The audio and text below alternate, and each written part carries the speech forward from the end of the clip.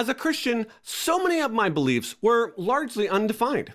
I didn't know what I believed in detail, but I have since solidified several of my beliefs. There are three, however, that I have changed after further research, and they are Young Earth Creationism, the soteriology of Arminianism, and what it means that the Bible is inerrant. In this video, I want to explain why. I would love to hear what beliefs, if any, have changed for you. Please leave them in the comments.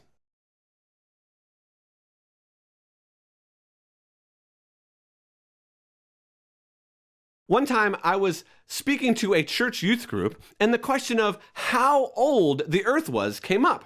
And I was honest about my view, and I proceeded to explain my old earth viewpoint.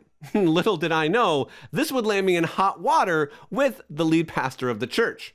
See, I grew up holding the young earth creationist view, and it wasn't until I started to engage with those outside the faith did I realize that there were other views out there that Christians could hold. Maybe for you, the overwhelming scientific evidence the universe was old was a reason you started to doubt the Christian story of reality. See, you couldn't fit Adam and Eve, the fall, and the flood into the current scientific worldview without making such large compromises to the biblical text, you felt like it was unworkable. Let me say that I can fully sympathize with you. The key to unlocking this dilemma was to understand the goal of the first few chapters of Genesis. It wasn't meant to give us a scientific account of the origins of the universe, as it was giving us a broad historical poem. Trying to smash dinosaurs, DNA, and test tubes into Genesis completely misunderstands its nature and context. See, friends like Mike Jones of the YouTube channel Inspiring Philosophy and scholar Joshua Swamidass help give me a more complete view of Genesis without throwing out the theological truths found in it. I look forward to having both Mike and Joshua on the show to probe their ideas a little bit more. Now, I no longer hold to a young earth creationist model. Dr. Michael Brown, a scholar in Semitic languages and expert in the Old Testament, has publicly said that we can't get to the age of the universe from the text alone. There are gaps in the genealogies and therefore not a reliable method of determining the dates via the text alone. I could go on with several other reasons why I hold the view that I do. If you would like me to do a video on just this topic, please let me know in the comments.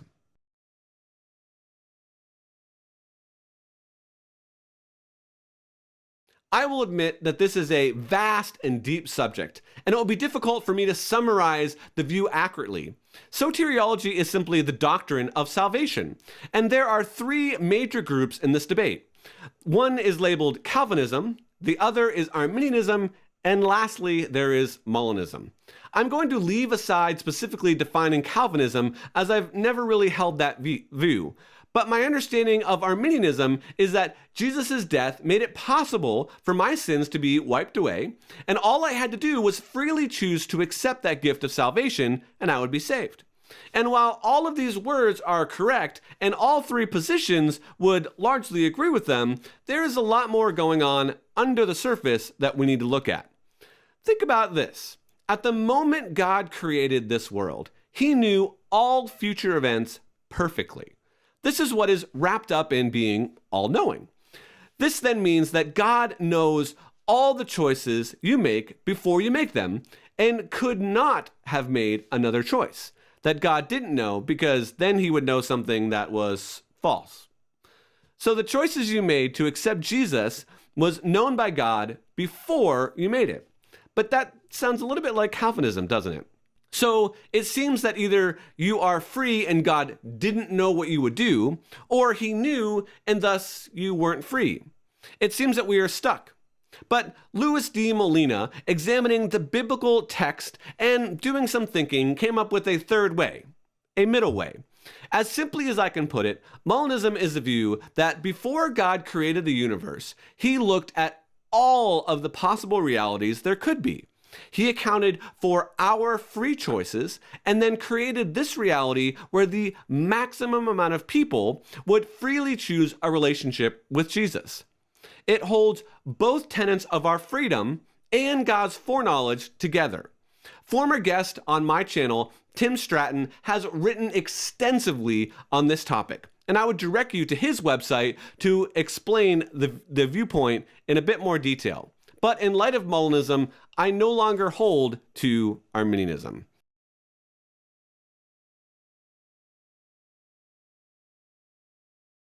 Now, I do hope to do a video addressing the topic of inerrancy because it seems so misunderstood. Heck, I completely misunderstood it, and it is one of the reasons that my thoughts have changed.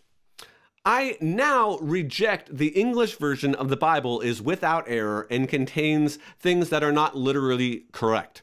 Here's what I mean. The very wooden view that the Bible would never have a copying error, a misspelling, or a grammatical error throughout its history is not what is meant by inerrancy. I thought, and maybe you did too, that that was what was meant by inerrancy. When I found out that there were copying errors, that there were misspellings, and say, for example, the story of the woman caught in adultery in John 8 might not have been in the original, my view was demolished.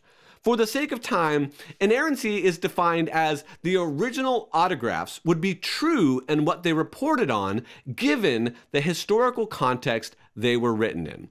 There is this science called textual criticism, and they have a very reliable way to get back to what the original text most likely was. This definition also accounts for literary devices such as telescoping, where say two stories that might be at different times in Matthew but are together in John. Or common cultural phrases that aren't literal but have a specific meaning to the original audience. I'll use an example by J.P. Holding and Nick Peters that elucidates this a bit more in the context of Judas's death. See, Matthew is indeed alluding to the traitor Ahithophel in this passage, and is therefore not literally telling us that Judas indeed hanged himself, but rather that Judas fulfilled the type of Ahithophel by being a traitor who responded with grief and then died. In this view, Matthew is making no statement at all about Judas's mode of death. Luke's account stands alone as a specific and literal description of what happened.